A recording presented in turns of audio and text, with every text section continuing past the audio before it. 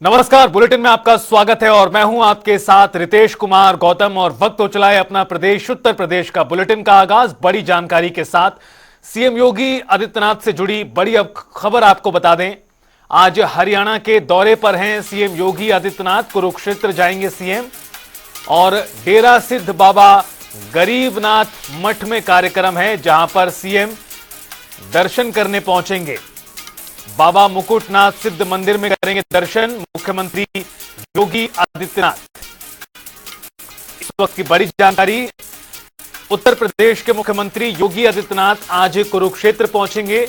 गौरतलब है कि हरियाणा के सीएम नायब सिंह सैनी भी इस दौरान सीएम योगी के साथ मौजूद रहेंगे।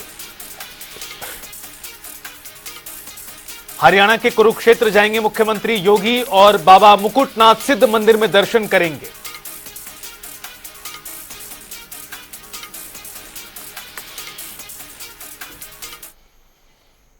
उधर आपको लखनऊ से बड़ी खबर से रूबरू करा दें, जहां बीजेपी सक्रिय सदस्यता संगठनात्मक चुनाव की बैठक जारी है। बड़ी खबर लखनऊ से, डिप्टी सीएम केशव मौर्य, ब्रजेश पाठक मौजूद हैं। इसके अलावा बीजेपी प्रदेश अध्यक्ष भूपेंद्र चौधरी भी हैं शामिल। संगठनात्मक चुनाव की यह बैठक है, सक्रिय सदस्यता संगठनात्मक चुनाव की बैठक, उससे जुड़ी बड़ी खबर। और तमाम बड़े नेता इस बैठक में मौजूद हैं, चाहे उप मुख्यमंत्री केशव मौर्य की बात करें या फिर उप मुख्यमंत्री ब्रजेश पाठक की। इसके अलावा पार्टी के प्रदेश अध्यक्ष भूपेंद्र चौधरी भी मौजूद हैं बैठक में। इंदिरा गांधी प्रतिष्ठान में ये बैठक हो रही है, जिसमें कई बड़े नेता मौजूद हैं। संगठनात्मक चुनाव बैठक से जुड़ी बड़ी अपडेट आप तक पहुंचा दें। बीजेपी प्रदेश अध्यक्ष भूपेंद्र चौधरी, उप मुख्यमंत्री केशव प्रसाद मौर्य, ब्रजेश पाठक भी शामिल हैं।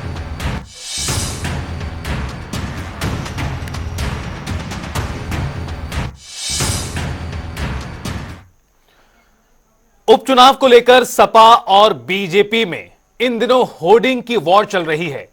बीते दिनों 27 के सत्ताधीश समेत 27 के खैवनहार जैसे पोस्टर लगे हुए थे। अब ना बटेंगे ना कटेंगे पोस्टर की बारी है। दरअसल ये पोस्टर लखनऊ पश्चिम विधानसभा से समाजवादी पार्टी के सचिव रंजीत सिंह ने लगाए हैं। इन पोस्टर में लिखा है कि ना बटेंगे ना कटेंगे, 2027 में नफरत वाले हटेंगे। बता दें कि यह पोस्टर सोशल मीडिया पर भी वायरल हो चुका है।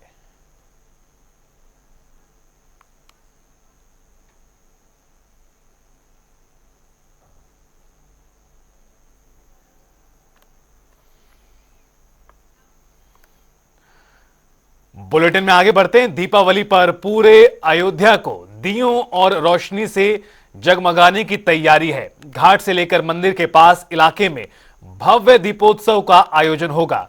रामनगरी का हर घर और देश का कोना कोना दीपावली पर भव्य दिखाई देगा। देखिए इस रिपोर्ट में। नगर अयोध्या यह संयोगु आवस देखिए देखन जोगु। इसका मतलब है कि ये नजारा देखने योग्य है। इस बार अयोध्या में दीपोत्सव बेहद खास होने वाला है। योगी सरकार ने अयोध्या में दीपोत्सव के लिए विशेष तैयारियां की हैं। सीएम योगी के नेतृत्व में 8वां दीपोत्सव भव्य होने जा रहा है। 30 अक्टूबर को भव्य दीपोत्सव का आयोजन होगा। इस कार्यक्रम में 25 लाख दीपों की रोशनी होगी। इसी बीच अयोध्या रोशनी से जगमगा रहा है। हर तरफ जगमग करती लाइट्स इस और ज्यादा आकर्षित कर रही हैं। बहुत ही अद्भुत, बड़ा ही अद्वितीय, बड़ा ही अकल्पनीय ये दिव्य दीपोत्सव का महोत्सव का आगाज हो चुका है। और मैं तो समस्त देशवासियों से यही कहूँगा कि नगर अयोध्या यह संयोगु आवस देखिए देखन जोगु, ये निश्चित ही देखने योग्य है। पूरे अयोध्या में जितनी भी गलियां हैं, जितने भी चौबारे हैं, पूरे रामपरणी इलाके को बहुत दिव्य भव्य रूप से सजाया गया है। लगता है कि मानो वास्तव में अयोध्या राम जी अपने अयोध्या नगरी में पुनः लंका को जीत करके जिस प्रकार से आए होंगे, ऐसा शुद्ध वातावरण हो चुका है। पूरी अयोध्या में जगमग है।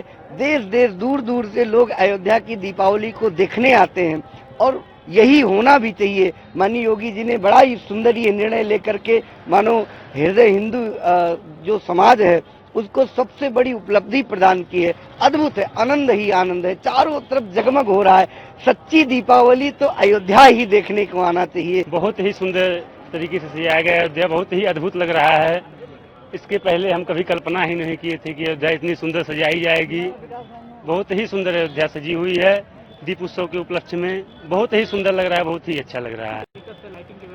बहुत ही अच्छी तरीके से लाइटिंग की व्यवस्था है और बहुत ही अच्छी तरीके से, बहुत ही सुंदर तरीके से लाइट की व्यवस्था की गई है। रोड पे आप अंदर की तरफ जाएंगे, वहाँ भी रोड पे हर तरीके से लाइट की व्यवस्था की गई है। पूरी अयोध्या दुल्हन जैसी सज गई है। लाइटिंग और जो शो होता है उसकी पूरी तैयारी है और दिए लग गए हैं, हम लोग देख रहे हैं बस। और साफ सफाई के साथ साथ व्यवस्था बहुत अच्छी दिख रही है। दीपोत्सव का ये नजारा 5 किलोमीटर दूर से दिखाई देगा और वहीं राम की पैड़ी पर भव्य ग्रीन आतिशबाजी शो होगा।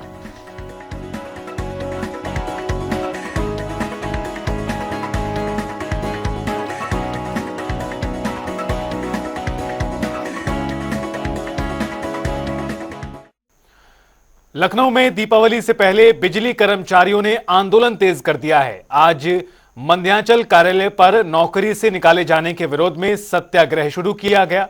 देखिए रिपोर्ट।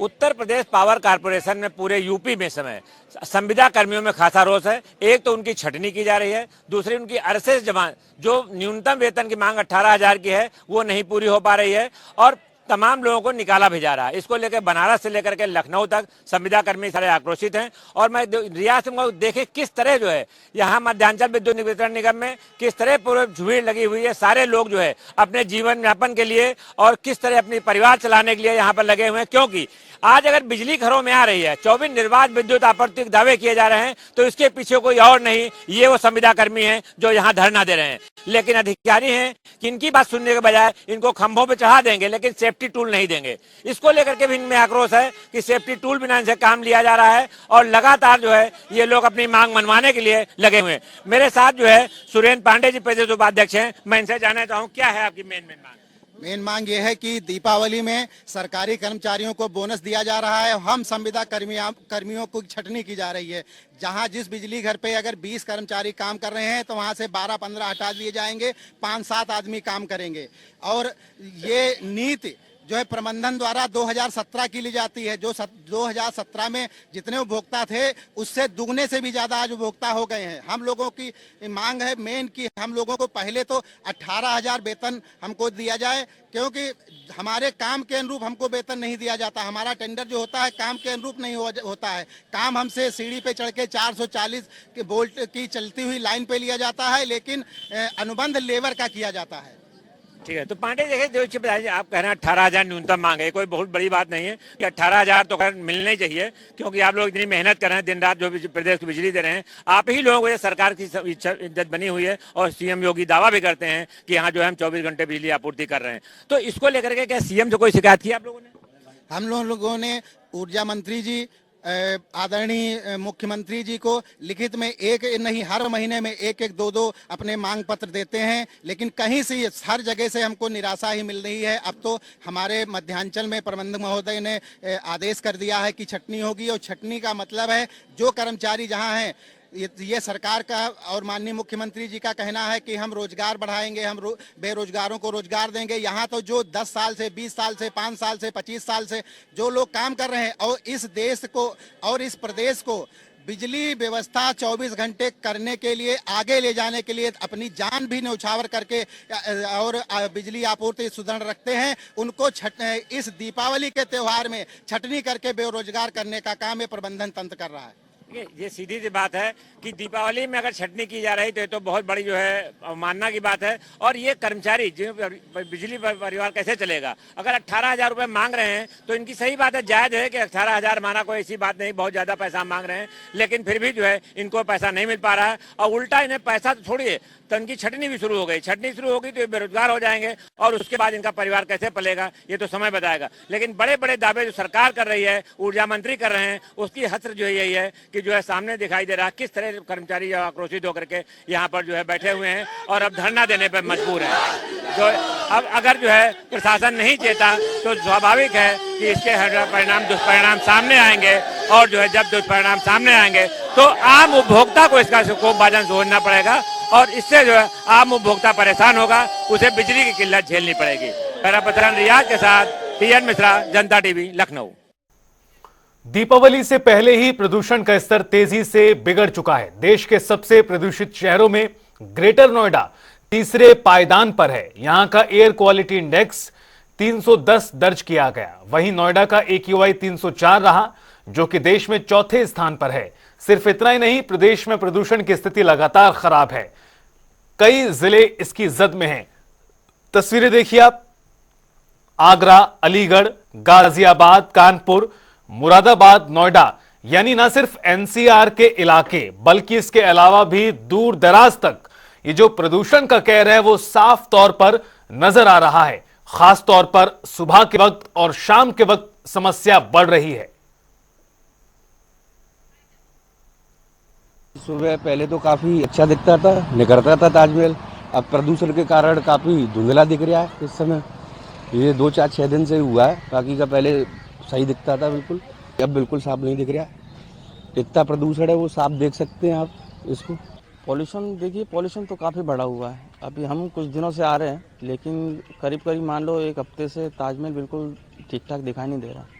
बहुत प्रदूषण हो गया है गाड़ियों की वजह से, और बड़े वाहन भी उनकी वजह से बहुत ज़्यादा दिक्कत आ रही ताजमहल को देखने में। सुबह धुंध में तो ये स्थिति है कि मतलब आना जाना, रास्ते में गुजरने से निकलना भी इतना ज़्यादा वो हो गया है कि जिससे स्थिति, दीपावली अभी हुई नहीं है और पटाखे अभी फूटे नहीं है, उसके बाद धुंध और पॉल्यूशन इतना ज़्यादा है कि गुजरना, कहीं से भी निकल जाना, रास्ते में इतनी धूल धक्कड़, इतनी स्थिति खराब हो चुकी है कि दीपावली के बाद कैसे हम लोग जीवन यापन करेंगे कानपुर शहर में, ये मुझे नहीं पता है। यही है कि जैसे तमाम जगह मेट्रो का कार्य हो रहा है और क्या कहते हैं, लोग कूड़ा उड़ा जला के धुआं फैला देते हैं। इससे जो है बुजुर्गों के लिए, जो ओवर एज लोग हैं, उनके लिए सांस लेने में दिक्कत महसूस हो रही है। आज कुछ ज़्यादा ही हो रही है। पोल्यूशन इतनी हालात खराब है कि बच्चों को ले जाना स्कूल, और हम लोग ऑफिस सवेरे जब जाते हैं तो पोल्यूशन खाते हुए जाते हैं, खाना कम खाते हैं, पोल्यूशन ज्यादा खा रहे हैं। बुलेटिन में आगे बढ़ेंगे और करेंगे खबरों का ताबड़तोड़ अंदाज में। बदायूं में पुरानी पेंशन बहाली को लेकर शिक्षक और कर्मचारियों ने निकाली रैली। जिला अधिकारी को सौंपा ज्ञापन। इटावा में दिए बनाने में जुटे कुम्हार इस पर अच्छी बिक्री की कर रहे उम्मीद। कई पीढ़ियों से बनाते आ रहे मिट्टी के बर्तन। बिजनौर में कैदी की हुई मौत। पैरालिसिस की बीमारी के चलते डॉक्टर ने किया था रेफर, उपचार के दौरान मौत। देवरिया में कमीशन बढ़ाने को लेकर कोटेदार संघ ने किया जिला अधिकारी कार्यालय का घेराव। डीएम को ज्ञापन देकर कोटेदारों के कमीशन को बढ़ाने की मांग। बरेली में रामलीला मेले के दौरान 2 पक्षों में हुआ विवाद। युवक की पीट कर हत्या, 8 गिरफ्तार। बरेली में पुलिस ने 3 महिला चोरों को किया गिरफ्तार। ज्वेलरी शॉप से उड़ाया था लाखों का सामान। मथुरा में यमुना एक्सप्रेसवे पर हुआ हादसा। ट्रक बस कार में टक्कर, जान माल का नुकसान नहीं। कुशीनगर में सरकारी राशन की कालाबाजारी करने का वीडियो वायरल। एसडीएम ने लिया संज्ञान, जांच के दिया आदेश। एटा के जैथरा पुलिस दरोगा ने छात्र की जमकर की पिटाई, वीडियो वायरल।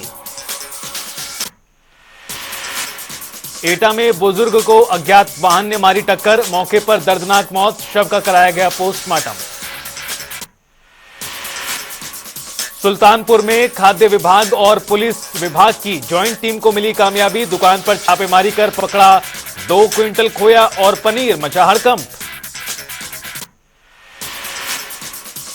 ललितपुर में आबकारी और पुलिस टीम ने अवैध देसी कच्ची शराब के खिलाफ चलाया अभियान। 670 लीटर अवैध कच्ची शराब बरामद, आधा दर्जन अभियुक्त गिरफ्तार। आगरा में खाद्य विभाग की टीम ने पेठा फैक्ट्री पर मारा छापा। जांच के दौरान मिली कई खामियां, जांच के लिए नमूने एकजुट किए गए। फतेहपुर में दीपावली के मद्देनजर खाद्य विभाग और जिला प्रशासन की संयुक्त टीम की ताबड़तोड़ छापेमारी। 8 क्विंटल सिंथेटिक दूध से तैयार मिठाई को मौके पर ही नष्ट किया। कारोबारियों में हड़कंप मचा।